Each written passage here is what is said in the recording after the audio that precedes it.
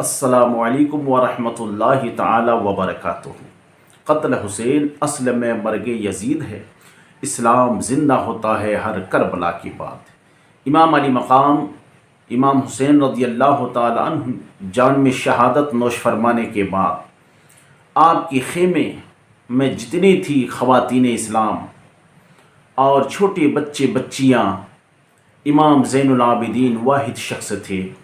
جب واپس آ رہے تھے ایسے واپس آنے نہیں دیا گیا، بلکہ بہت ستایا گیا، پریشان کیا گیا، بے عزتی کی گئی، جیل میں بند کر دیا گیا، اور کیا کیا ہوا لوٹے ہوئے قافلے کے ساتھ، اس بارے میں سید امین القادری صاحب نے بہترین انداز میں گفتگو فرمائی ہے۔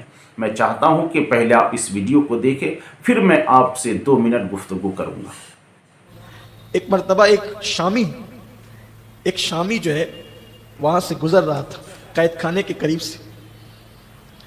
آواز آ رہی تھی، پھوپھی بھوک لگتی ہے، یہاں کھانا بھی نہیں ملتا، یہاں پانی بھی نہیں ملتا، بھوک سے حالت خراب ہے۔ بلکہ کہہ رہی تھی کہ پھوپھی امی میں مر نہ جاؤں، میں مر تو نہیں جاؤں گی۔ کتنے دن تک قید رہے اس دمشق کے قید خانے میں، اس پر الگ الگ رائے ہیں مورخین کی، لیکن اب اختتامی بات اس قید خانے کے حوالے سے سن لیں۔ بہت دن تک رہے، وہاں نہ روشنی تھی نہ روشنی کا انتظام تھا، کچھ نہیں، بس اتنا تھا کہ دمشق کا کوئی بندہ اگر قیدیوں کے نام پر ان سے ملنا چاہتا، کہ اسے کوئی پتہ ہی نہیں، ملنا چاہتا تو ملنے کی اجازت دے دی جاتی۔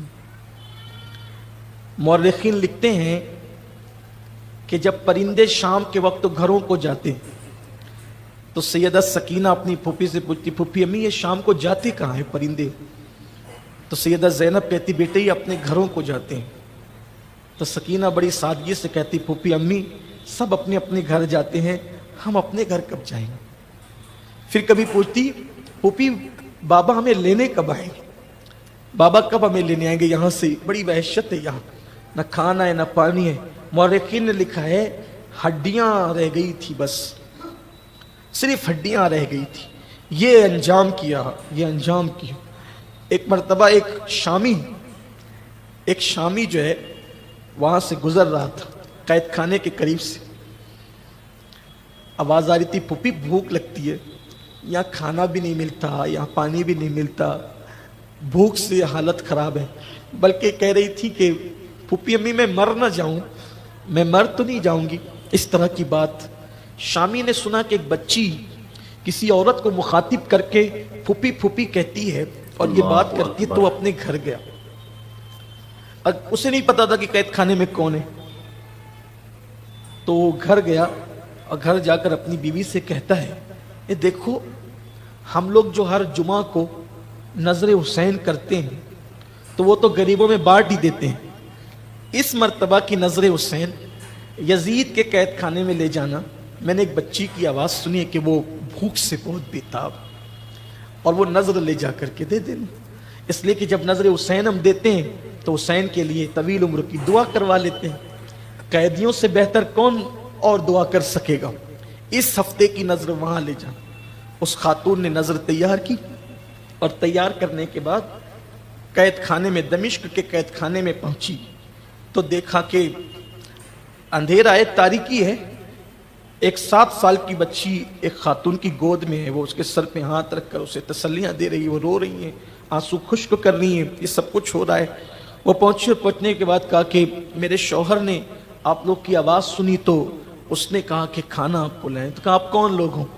کہا کہ یہ بتاؤ کہ تم کھانا لے کر کے کیوں آئی ہو، آپ ہمارا تعارف نہ پوچھیے کہ تم کیوں لائی ہو کھانا؟ تو کہا کہ بی بی بات یہ ہے کہ میں ہر ہفتے جمعہ کو نظر حسین کرتی ہوں، حسین کا مجھ پہ بڑا احسان ہے، نظر حسین کرتی ہوں، وہ نظر میں غریبوں کو کھلاتی ہوں اور ان سے دعا کرواتی ہوں کہ حسین کو لمبی عمر ملے۔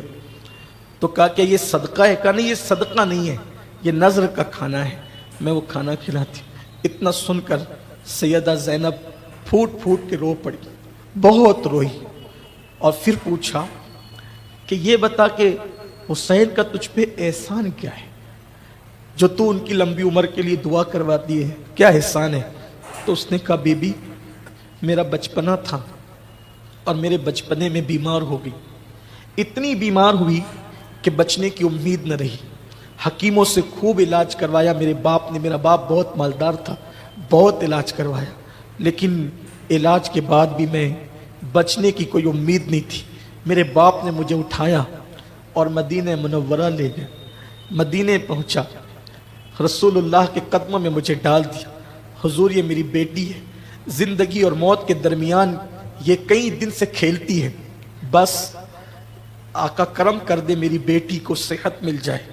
یہی گفتگو ہو رہی تھی، یہی بات ہو رہی تھی، ایسے میں پردہ ہٹا اور ایک چاند جیسا بچہ اس پردے سے باہر نکلا، اللہ اکبر۔ اور نکلنے کے بعد اس نے میرے سر پہ ہاتھ رکھا۔ ہاتھ کیا رکھا؟ اس کے ہاتھ کی برکت سے اللہ نے مجھے نئی زندگی دے دی۔